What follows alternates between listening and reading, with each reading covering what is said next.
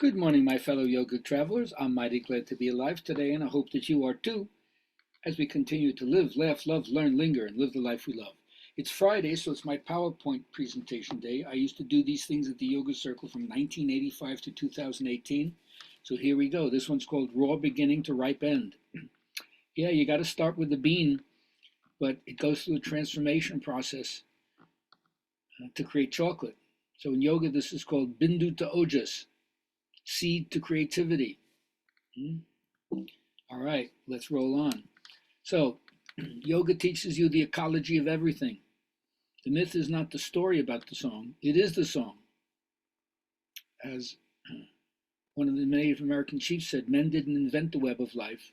He's merely a strand in it. Whatever he does to the web, he does to himself. So, treat everybody and the world as you would like to be treated yourself. It's true that the national trauma seems to be skyrocketing, that there's personal, familial, cultural, global chaos. But yoga, to me, is still the best psychosocial response. It's a breakthrough of a metaphysical realization that you and the other are one. How does that change all your thoughts, your actions, and so forth? So, as all the teachings show in different images, you got to die to the flesh to be born to spirit. There's no story where death is rejected.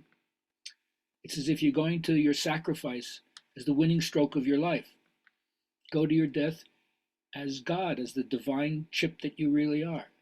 So identify yourself with the conscious life, of which the body is just the vehicle. Now, some people are paranoid, hypervigilant, seeing enemies where none exist, conspiracy theories. But separateness is simply the effect of the temporal forms of sensibility themselves. The true reality is that which is the unity of all of life. So who doesn't have some form of tunnel vision, a narrow perspective which impairs our capacity to listen carefully?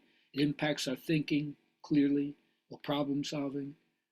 But once you see the sacred places everywhere, learn to follow your bliss, nurture the activity of your creative imagination, and even if you have to go within, creative incubation is important, gestation period is important to bring forth something new. All right, everyone has a daily mess. That's the primal material for your psychic activity, whether you're a hoarder, but you got to learn to lubricate your adaptive skills. No one can tell you where that is. You have to recognize it for yourself. That's part of the truth, recognizing it for yourself. So everyone's emotionally loaded. There's so much ineffectual communication that gets worse and then eventually escalates into hostility. And once you realize most action is socially and economically determined, they use religion somehow as a foil to get you going. But then you're doing what's requested of you. And this was so many years ago I made this, and still there was the bad feeling between the Jews and the Arabs. They still haven't learned yet, have they? But the oak is in the acorn. It's a transcendent unit. Once you realize the human psyche is the inward aspect of the body, and that the outer aspect can be the emanation of your own human excellence, of your divine qualities, that which is of most surpassing excellence, you got to bring that forward. But remember, it's there in embryonic form, always has been. Have you grown into the oak that your acorn portended? So the key, of course, is to give yourself to something bigger than yourself and to get it done. Find the place to do it, and get that wow feeling, because that's what's going to put you in touch with life. That's where your excitement is. That's where your passion is. Follow your bliss. And then realize that effort is for the periphery. The center is already free. And if you're at that hub, you're in the same place all the time. So that's why they say go within. And then by doing it, yoga understood this in the Mandukya Upanishad. There's at least 4 brainwave states, from the waking to the dream, to the dreamless, to the state which is beyond, encompasses them all and is beyond them all. And then, of course, the latest feeling is that there's what they call the plasma brainwave, which is the aspect of the electromagnetic field that the brain generates that creates consciousness outside of the things that we know that the brain does, which we call mind while we're embodied. So As Maestro would say, stop flapping your gums, being silent. The empty pitcher gurgles, but it's silent when it's full. And it's a kind of art form that reveals the radiance. James Joyce calls it silent, luminous stasis. Beautiful definition of samadhi. Anyway, radiate the joy of devotion through good works. You'll be helped by hidden hands all the time. Doors will open for you where you thought there never were one. And where other people would have given up, you will continue to go on. So find your path with heart. Don Juan says all paths lead nowhere, so at least find the path with heart, the one you can put all your juice behind, something that matters, something that makes it worthwhile. Learning how to use the rules and not be used by them. I used to tell my students, if you can't bend the institute to your inner intent, get out of here. And that will give you a deep sense of being in form, going where your body and soul want to go. Don't let anybody throw you off your course. So how badly do you want it? Like the Matrix movie, are you willing to pay the price? Fear of death, lust for life, realization of bliss. It comes when you've put aside the passing moment with its terror and temptation and its requirements that you should live in a certain way. And you're willing to take the pill, not to go back to same old, but take the adventure and see reality as it is. So I hope you find the invisible that carries you. Like in marriage, you sacrifice to a relationship, not to each other. Marriage is not a love affair, not a cakewalk in the open field. It's an ordeal. And so is your relationship to the spirit. And that's what's going to carry you. But sacrifice to that, not to any personal gain.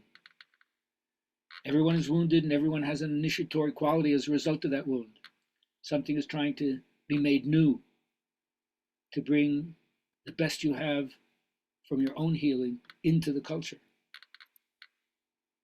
So once you realize there's going to be bumps in the road, curves, it's a hurdle race, not a sprint. Someone should have told you that at the beginning so you wouldn't be messed up when all of a sudden you try to bring up yourself to speed and then you have to stop and jump over something.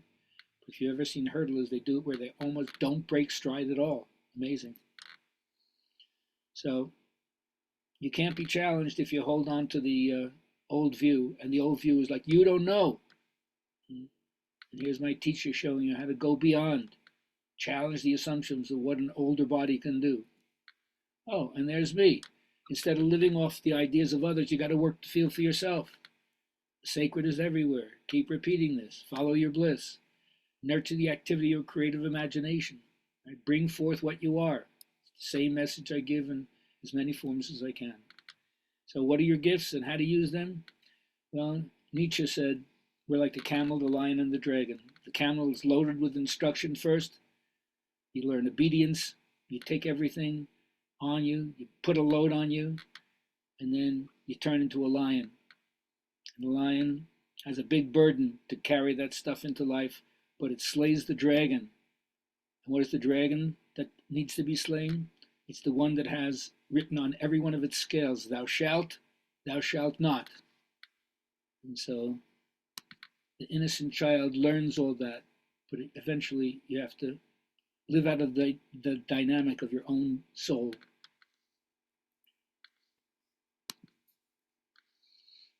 So everything is a tool for your psyche. It's like the whole world is a spiritual apothecary. Understand the wheel of fortune, revolving. So many people are attached to the rim, they never stay in the center. But just remember, you're either on the way down, on the way up, or up. So take baby steps, no quantum leaps. There's no sudden large change of development improvement.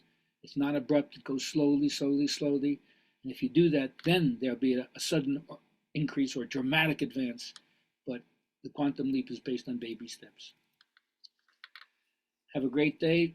Go to GabrielHalpern.com, subscribe, tell your friends. Let me know how you think I'm doing. Ask for a free CD. And the next Good Vibrations class is coming up on May 8th called Aging into Saging. See you there.